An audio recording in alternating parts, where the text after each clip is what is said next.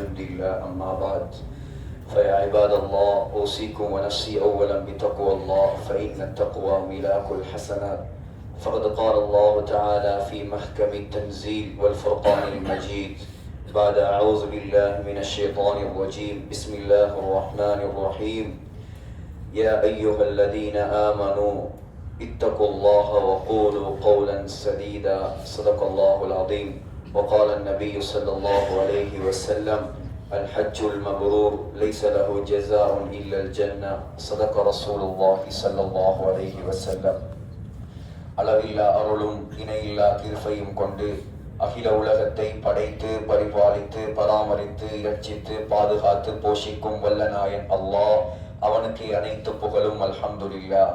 ஸலாத் எனும் கருணையும் சலாம் எனும் ஈடேற்றமும் நபிகுலத்திலகம் மனு குலத்தின் மகுடம் மாநிலம் போற்றும் மாமேதை உலகுக்கு வந்த உத்தமர் கருணை கடல் காரூண்ய வள்ளல் நற்குணத்தின் தாயகம் நபிகள் நாயகம் ஸல்லல்லாஹு அலைஹி வஸல்லம் அன்னவர்கள் மீதும் அண்ணலம் பெருமானுடைய அழகிய வாழ்க்கை வழிமுறைகளை அடியொற்றி நடப்பதிலே அணுவளவும் நெறிபிசகாமல் அகில உலகத்துக்கெல்லாம் அழகிய முன்மாதிரியாக வாழ்ந்து காட்டிய அன்னாருடைய தோழர்கள் சஹாபாக்கள் அருமை மனைவிமார்கள் கியாம நாள் வரை வரக்கூடிய முஃமினான முஸ்லிமான ஆண்கள் பெண்கள் அனைவருக்கும் உண்டாகட்டும்.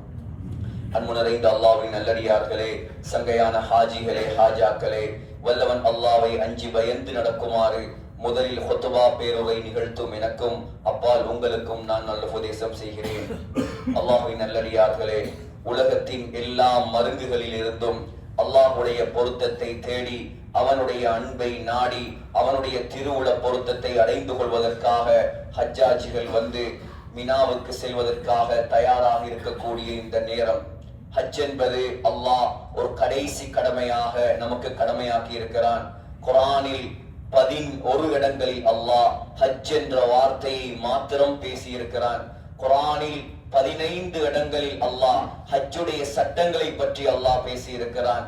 ஹஜ் சொன்னார்கள் ஸல்லல்லாஹு அலைஹி வஸல்லம், ஹஜ் ஏற்றுக்கொள்ளப்பட்ட ஹஜ்ஜுக்குரிய கூலி சொர்க்கத்தை தவிர வேறு எதுவுமே கிடையாது. யார் எந்த பாவமும் செய்யாமல் எந்த குற்றமும் செய்யாமல் ஹஜ்ஜை முடிக்கக்கூடிய எந்த காரியங்களிலும் ஈடுபடாமல் ஹஜ்ஜி செய்வாரோ, சொன்னார்கள் புகாரியில் வருகிறது, அவர் அன்று பிறந்த பாலகனை போல் தன்னுடைய நாட்டுக்கு திரும்புவார்.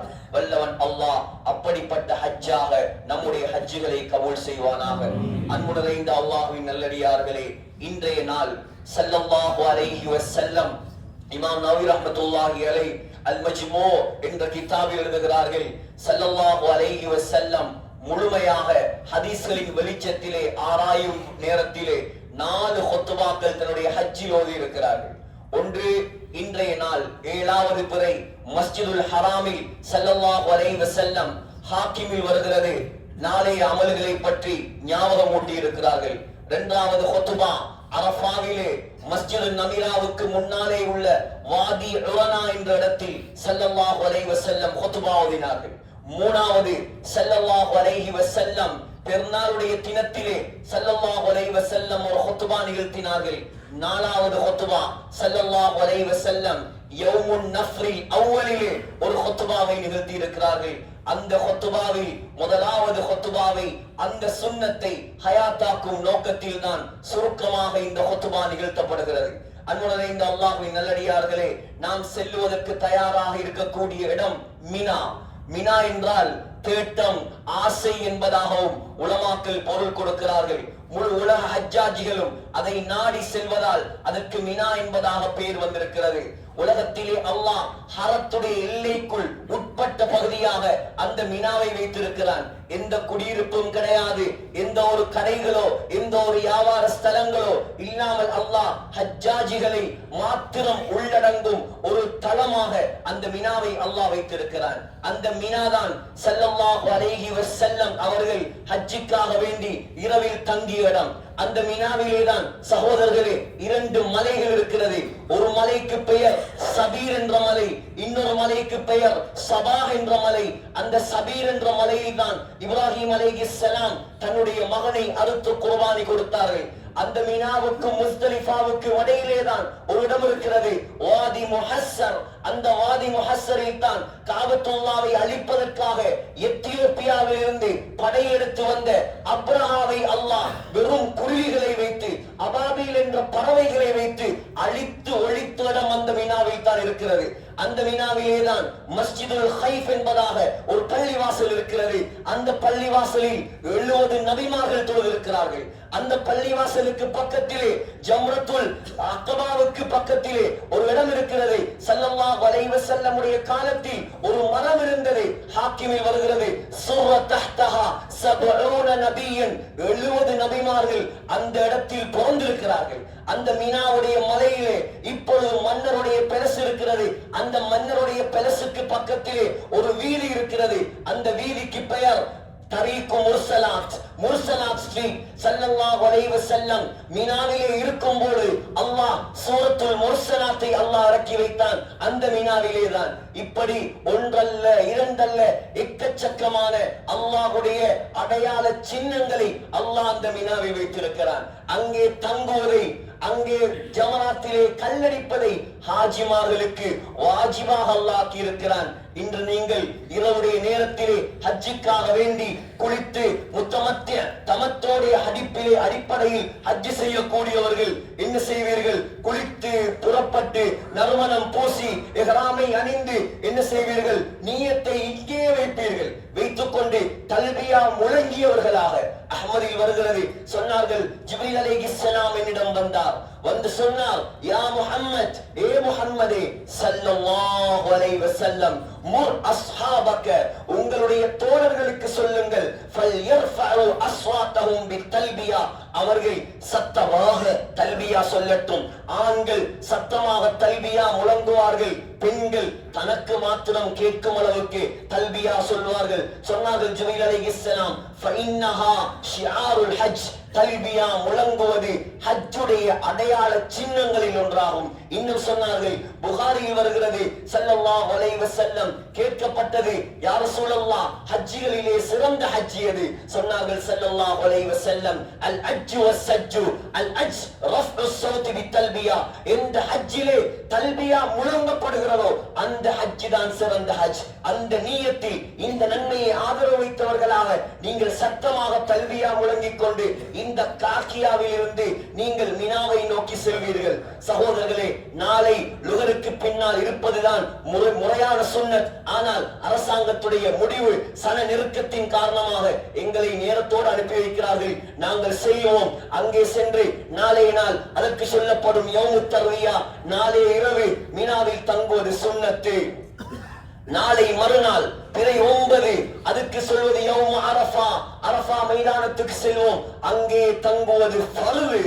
அதற்கு அடுத்த நாள் யௌமுன் நஹர் என்று சொல்லப்படும் அன்றுதான் நாம் என்ன செய்வோம்? நம்முடைய இஹ்ராமை களைவோம், முடிகளை வலித்துக் கொள்வோம், குர்பானிகள் கொடுக்கப்படும். நாங்கள் பெரிய ஷைத்தானுக்கு ஜம்ரத்துல் அக்பாவுக்கு கல்லடித்து விட்டு முடிகளை வலித்து விட்டு குர்பானி அவர்கள் கொடுப்பார்கள். நாம் ஹரத்துக்கு சென்று தவாஃபுல் இஃபாதாவையும் சையையும் முடித்துவிட்டு அன்றைய இரவு மினாவில் தங்குவதற்காக மீண்டும் வருவோம். அன்றைய இரவு மினாவில் தங்குவோம். அடுத்த நாள் மீண்டும் ஜமராத்துக்கு கல்லடிக்க செல்வோம். அதற்கு அடுத்த நாள் யௌமுன் நஃப்ரில் அவ்வல் கல்லடிக்க செல்வோம். அதோடு விரும்பியவர்கள் திரும்பலாம், விரும்பக்கூடியவர்கள் பிறை 13 நிற்கலாம். அப்படியே வந்து கடைசியாக தவாஃபுல் வதாவை முடித்துவிட்டு நாம் ஒன்று நாட்டுக்கு செல்வோம், அல்லது மதீனாவுக்கு செல்லக்கூடியவர்கள் மதீனாவுக்கு செல்வோம்.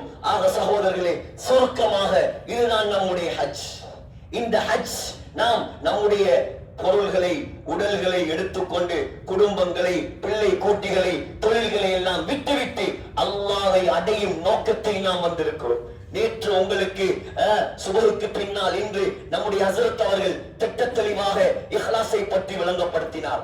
அதற்கு முதல் நாள் தமிழகத்தின் ஆலிம் பெருந்தகை அவர்கள் அழகான விஷயங்களை சொன்னார். அந்த விஷயங்களை எல்லாம் காதோடு எடுத்து கல்புக்குள் செலுத்தி உங்களுடைய ஹஜ்ஜுகளை பாதுகாத்துக் கொள்ளுங்கள். ஹஜ் என்றாலே துஆ தான், ஹஜ் என்றாலே கஷ்டம் தான். ஆயிஷா அம்மாவை பார்த்து ஸல்லல்லாஹு அலைஹி வஸல்லம் சொன்ன வார்த்தை, அஜ்ருகி அலா கத்ரி நஸபிகி வ நஃபகதிகி.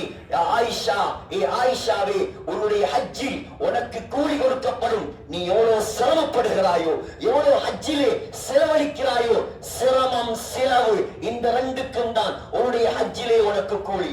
ஆகையால் கண்ணியமானவர்களே, எதிர்வரக்கூடிய அந்த அரஃபாவுடைய நாள் முழு நாளும் துஆவுடைய நாள் தான்.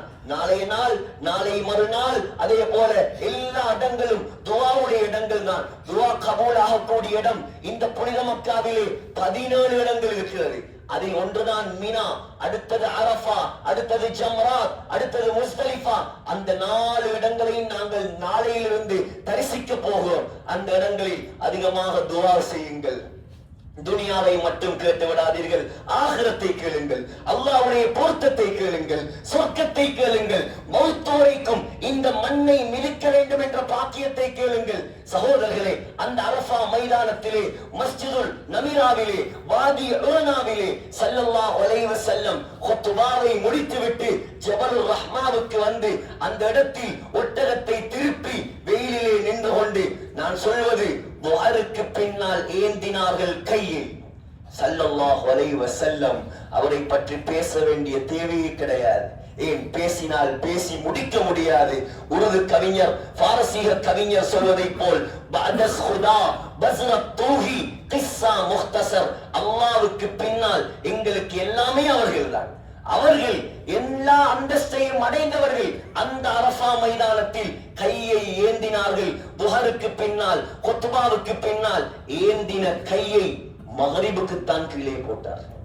ஸல்லல்லாஹு அலைஹி வஸல்லம் செய்த துஆ. எதற்காக? எல்லாத்தையும் அல்லாஹ் கொடுத்தான், ஆனால் அவர்கள் எங்களுக்கு வழிகாட்டினார். ஒரு மணி என்று வைத்துக் கொள்ளுங்கள், உதாரணமாக 1 மணி, 2 மணி, 3 மணி, 4 மணி, 5 மணி, 6 மணி, இப்பொழுது சவுதியில் பாங்கு மக்ரிபுக்கு 7 மணி. கிட்டத்தட்ட 7 அவர் துஆ செய்திருக்கிறார்கள். நாம் எவ்வளவு செய்ய வேண்டும்? நாம் எவ்வளவு அல்லாஹ்விடம் கேட்க வேண்டும்? ஆண்களே, பெண்களே, உங்களுடைய நேரங்களை அங்கே போய் வீணாக்கி விடாதீர்கள். நான் மீண்டும் ஞாபகப்படுத்துகிறேன், ரமலானிலே அல்லாஹ் ஷைத்தானை கட்டி வைத்து விட்டுதான் எங்களை அமல் செய்ய சொல்லி இருக்கிறான். ஆனால் ஹஜ்ஜிலே அல்லாஹ் ஷைத்தானை கட்டி வைக்கவில்லை. அவன் திறந்துவிடப்பட்டவனாக தான் இருக்கிறான். உங்களுடைய ஹஜ்ஜை பாதுகாருங்கள், தியாகங்களை சகித்துக் கொள்ளுங்கள், நாவுகளை பாதுகாருங்கள், உங்களுடைய ஹஜ்ஜை வெற்றிக்குரிய ஹஜ்ஜாக மாற்றுங்கள். எல்லாம் வல்ல அல்லாஹ் நம்முடைய ஹஜ்ஜை அவனால் ஏற்றுக்கொள்ளப்பட்ட ஹஜ்ஜாக, அவனுடைய பொருத்தத்தை பெற்ற ஹஜ்ஜாக நம்முடைய முழு குடும்பத்துக்கும் ஒவ்வொரு வருடமும் அந்த மண்ணை மிதிக்கக்கூடிய பாக்கியத்தையும் நம் அனைவருக்கும் தந்தருவானாக. இங்கே வந்திருக்கக்கூடிய உள்நாட்டு, வெளிநாட்டு, இலங்கை, இந்தியா போன்ற முழு உலக பகுதியில் இருந்தும் வந்திருக்கக்கூடிய ஹாஜிமார்களுடைய ஹஜ்ஜை யா அல்லாஹ் நீ பொருந்திக் கொள்வாயாக, ஏற்று கபூல் செய்வாயா.